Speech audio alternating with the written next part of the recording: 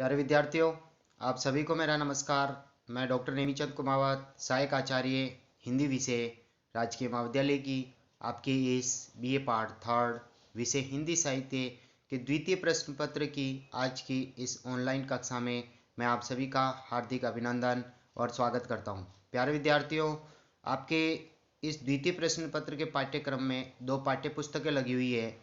एक उपन्यास है जो मेहंदी को रंग, और दूसरी पाठ्यपुस्तक है कहानी संचयन, जिसके संपादक है तू भारद्वाज जी हैं। और अभी हाल ही की जो ऑनलाइन कक्षाएं हो रही है उसमें हमने आपकी इस कहानी संचयन पाठ्यपुस्तक में संकलित कहानियों पर हम अध्ययन करते आ रहे हैं। हमने इस पाठ्यपुस्तक की आरंभिक 5 कहानियों पर विस्तार से अध्ययन कर लिया है। पहली कहानी के रूप में हमने पढ़ा है उसने कहा था, चंद्रदर्श शर्मा गुलेरी जी द्वारा रचित। दूसरी कहानी के रूप में हमने पढ़ा पुरस्कार कहानी को, जयशंकर प्रसाद जी के द्वारा रचित। तीसरी कहानी के रूप में हमने पढ़ा है पूस की रात, प्रेमचंद जी के द्वारा रचित। और चौथी कहानी के रूप में हमने पढ़ा है ताई कहानी, विश्वम्भरनाथ शर्मा कौशिक जी के द्वारा रचित। और पांचवी कहानी के रूप में हमने पढ़ा है नशा कहानी, मन्नू भंडारी जी के द्वारा रचित। और आज हम उसी क्रम को जारी रखते हुए आपकी इस पाठ्यपुस्तक की छठी कहानी के रूप में संकलित जैनेन्द्र कुमार के द्वारा रचित एक गो कहानी का हम अध्ययन करेंगे। तो आइए हम सबसे पहले जैनेन्द्र कुमार जी के कर्तृत्व और व्यक्तित्व पर थोड़ा अध्ययन कर लेते हैं।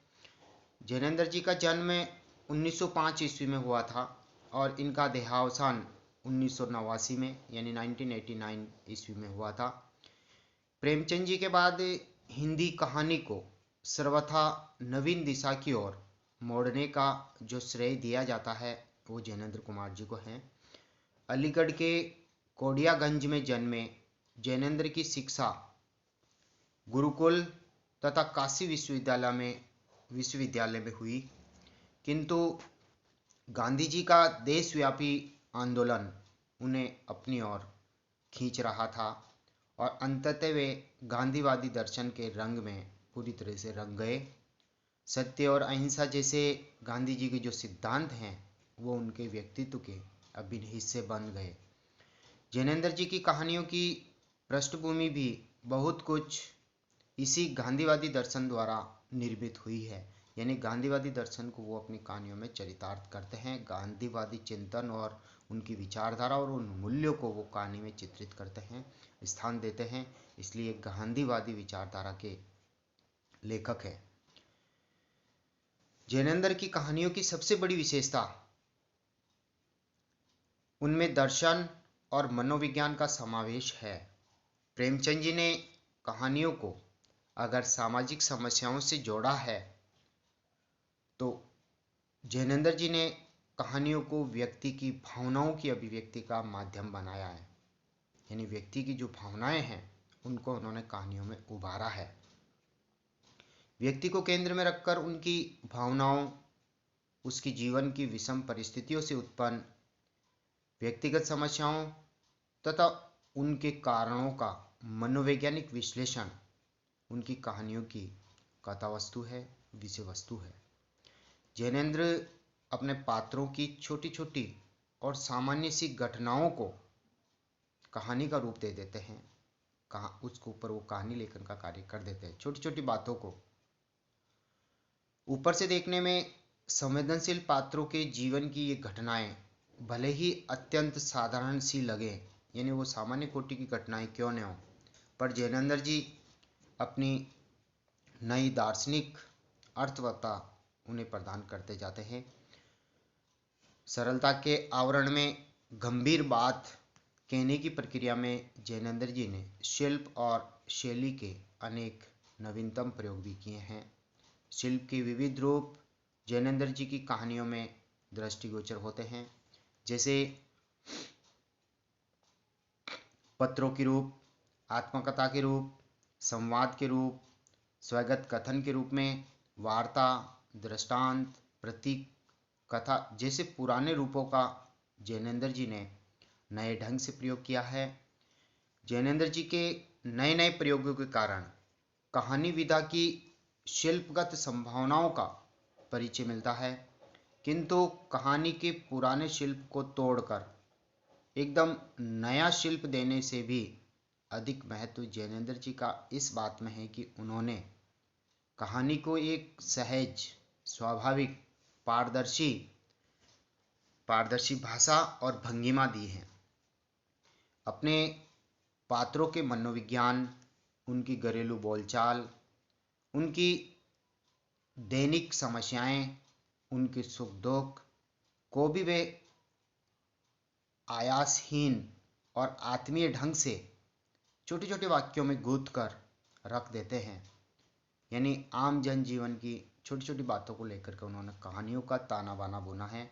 पाठक कहानी का पाठक न रहकर उसका भोक्ता बन जाता है, यानी वैसा ही उसके जीवन में भी वो उपभोग करता है और ऐसी घटनाएं उसके आसपास दिनों दिन घटित हो रही है, ऐसा पाठक को महसूस होता है। उनकी संपूर्ण कहानियाँ, जैनेन्द्र की कहानियाँ 10 भाग में संकलित है, यानी 10 रचनावलियाँ। एक रचनावली जो है 10 खंडों में प्रकाशित हुई है, तो जैनेन्द्र की कहानियाँ उनमें संकलित है। यहाँ आपके पाठ्यक्रम में एक कहानी संकलित है जिसका शीर्षक है एक गो। एक गो का मतलब गाय। एक गाय है, उस गाय को उन्होंने केंद्रित रखते हुए अपनी बात कही है।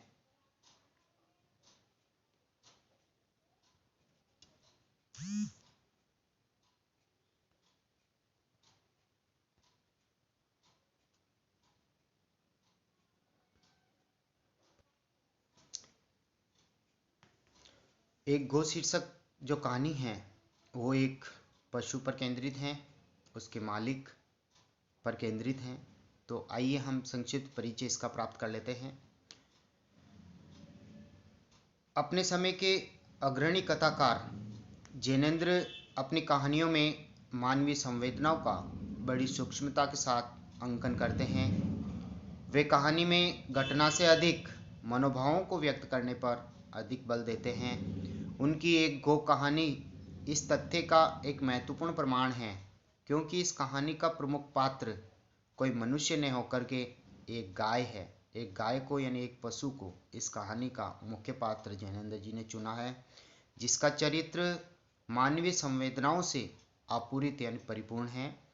जैनेन्द्र इस कहानी के माध्यम से यह व्यक्त करना चाहते हैं कि मानवीय भावनाओं का संसार में बहुत बड़ा और व्यापक महत्व है तथा उसकी परिधि में मनुष्य ही नहीं पशु भी आ जाते हैं। यानी कहने का तात्पर्य मानवीय जो भावनाएं हैं वो न केवल मनुष्य से जुड़ी हुई है बल्कि वो पशुओं से भी संपृक्त हैं। कहानी में हरियाणा के एक किसान हीरा सिंह, एक किसान जो है उनका नाम है हीरा सिंह और उसकी जो गाय है उसका नाम है सुंदरिया। इन दोनों के प्रेम की मार्मिक कथा इस कहानी में व्यक्त हुई है। हीरा सिंह एक संपन्न किसान था, किंतु समय का फेर की उसे अभावग्रस्तता घेर लेती है और उसके लिए अपने परिवार को पालना भी कठिन हो जाता है। इस स्थिति का सामना करने के लिए हीरा सिंह दिल्ली आ जाता है और वहाँ एक सेठ की कोठी में चौकीदारी की नौकरी करने लगता है। सेठ हीरा सिंह से उसके लिए हरियाणा से एक अच्छी सी गाय लाने के लिए कहता है, तो हीरा सिंह अपनी गाय सुंदरिया को सेठ को बेच देता है और अपने गांव से सुंदरिया को दिल्ली ले आता है। वह अपनी गाय सेठ को बेच देता है और सेठ का गोसी गाय की देखभाल करने लगता है, किंतु सुंदरिया को यह बदलाव अच्छा नहीं लगता, यानी उसका जो मालिक है उसको बेच दे। ये लेन देन की जो प्रक्रिया है ये पशु इन चीज़ों से अनभिज्ञ होते हैं और सेठ के घर उसके थनों में से दूध ही नहीं निकलता क्योंकि उसे अपने घर को छोड़ने का, अपने मालिक को छोड़ने का गाय को दुख होता है। सेठ को लगता है कि हीरा सिंह ने उसके साथ धोखा किया है और उसने बिना दूध की गाय उसे भिड़ा दी है, यानी मेरे को सौंप दी है। हीरा सिंह को इससे बड़ी पीड़ा हुई, यानी पीड़ा होती है। वह अपनी इस पीड़ा को सुंदरिया गाय से भी कहता है कि मेरी ओछी मत करना, मेरी बदनामी मत कर देना। यहाँ जैनेन्द्र फंतासी का सहारा लेकर के गाय यानी गाय और हीरा सिंह के बीच मार्मिक संवादों की संयोजना करते हैं। यहाँ गाय अपनी वेदना को व्यक्त करती है कि वह तो संवेदना के स्तर पर केवल हीरा सिंह की हैं, पर किसी अन्य का स्वामित्व उसे स्वीकार नहीं है। वह जानबूझकर दूध नहीं देती, जानबूझकर दूध नहीं दे रही। सच तो यह है कि हीरा सिंह से बिछुड़कर उसके थनों का दूध ही एक तरह से सूख जाता है, गायब हो जाता है। इस पर उसका खुद का जोर नहीं है। इसी संवाद में सुंदरिया हीरा सिंह से स्पष्ट कह देती है कि उसे तो हीरा सिंह का स्वामित्व ही चाहिए, वह अन्य के पास अन्य सेठ का स्वामित्व स्वीकार नहीं करना चाहती। गाय की इस आत्मीयता से हीरा सिंह विचलित हो जाता है और वह सेठ से अपनी गाय दंड भरकर भी वापस लेने का निर्णय लेता है। वह कहानी मानवीय भावनात्मक रिश्तों का गहराई से अंकन करती है। कहानी का कथाक्रम अत्यंत रोचक ढंग से विकसित हुआ है। घटनाक्रम के प्रस्तुतिकरण में कहानीकार का रचना कौशल स्पष्टतः परिलक्षित होता है। कहानीकार ने हीरा सिंह और गो के चरित्र को पूर्ण संवेदना और सहानुभूति के साथ प्रस्तुत किया है। सेठ जी पूंजीपति वर्ग की चेतना का प्रतिनिधित्व करते हैं, क्योंकि वे पैसे से भावनाओं को खरीदना चाहते हैं, जबकि ऐसा खरीदा नहीं जा सकता। हीरा सिंह का पुत्र जवाहर सिंह हृष्ट पुष्ट नवयुवक है, यानी हट्टा कट्टा एक नवयुवक है जो सुंदरिया को अपनी माँ की तरह मानता है। लेखक ने मनोयोग पूर्वक सुंदरिया गाय और हीरा सिंह के भावनात्मक संबंधों को उजागर किया है। इस कहानी की संवाद योजना में हीरा सिंह और गो के परिसंवाद नाटकीय प्रभाव से परिपूर्ण हैं। कहानी के प्रारंभ और मध्य में ग्रामीण और महानगरीय जीवन को वातावरण के माध्यम से सजीव रूप से अंकित किया गया है। भाषा शैली की दृष्टि से यह कहानी अत्यंत सफल है। भाषात्मक संरचना में स्वाभाविकता और रचना शैली की व्यंजकता इस कहानी के दो उल्लेखनीय गुण हैं। इस कहानी की रचनात्मक सार्थकता मानव और पशु के मूक संबंधों को व्याख्यायित करने में है, यानी चित्रित करने में। मानव के पास वक्तृत्व शक्ति है, यानी भाषा की शक्ति है, बोलने की शक्ति है, जबकि पशु मौन रहता है। वो केवल भावनाएं अपनी चेष्टाओं से ही व्यक्त कर पाता है। आंसू बहा करके, वो रो करके अपनी दुखद वेदना को अभिव्यंजित करता है। तो कहने का तात्पर्य मानव और पशु की जो मूक संबंध है, मौन संबंध है, उसको चित्रित करना इस कहानी का मूल उद्देश्य है। मनोभावों की दृष्टि से पशु भी उतने ही समझदार हैं, भावुक हैं और सहनशील होते हैं या हो सकते हैं जितना कि मनुष्य, यानी पशु भी समझदार वह है, भावुक है और सहनशील होते हैं मनुष्य की तरह ही। इसी तथ्य को कहानीकार ने बड़े कौशल से दर्शाया है। समष्टि रूप में एक गो जैनेन्द्र जी की कहानी कला का एक उत्कृष्ट उदाहरण यहाँ पर हमारे समक्ष है। तो प्यारे विद्यार्थियों, हमने अभी जैनेन्द्र जी जो इस एक गो कहानी के लेखक हैं, रचयिता हैं, उनके कर्तृत्व और व्यक्तित्व पर हमने प्रकाश डाला। साथ ही उनकी कहानी कला की विशेषताओं को हमने अभी उभारा है। और ये एक गो जो कहानी आपकी पाठ्य पुस्तक में संकलित है, इस कहानी का संक्षिप्त परिचय हमने अभी देखा कि इसमें किस तरह से एक हीरा सिंह जो पात्र है, जो गाय का मालिक है, और एक सुंदरिया जो गाय है, और साथ ही एक सेठ को वो गरीबी के कारण इस गाय को बेचता है, लेकिन गाय में भी उतना ही स्नेह है, उतनी ही उदारता है, उतना ही प्रेम है कि जितना मनुष्य में होता है। इसको लेखक ने बड़ी कौशलता के साथ चित्रित किया है। और इसमें जो मुख्य रूप से जो पात्र हैं इस कहानी के, वो तीन ही पात्र उभर कर आते हैं। एक अभी मैंने चर्चा की, हीरा सिंह है जो गाय का मालिक है, जो एक जमींदार होता है, लेकिन समयानुसार धीरे धीरे वो गरीबी की कगार तक चला जाता है, तो उसको गाय, अपनी सुंदरिया जो गाय है, उसको बेचने के लिए मजबूर होना पड़ता है। और एक सेठ जी हैं दिल्ली के, जो स्वार्थी हैं, महानगरीय जीवन में पलते पोसते और बड़े होते हैं। तो एक ग्रामीण और शहरी जीवन में भी यहाँ तुलना की गई है और दोनों के जनजीवन को लेकर के भी चित्रित और अंतर स्पष्ट किया गया है।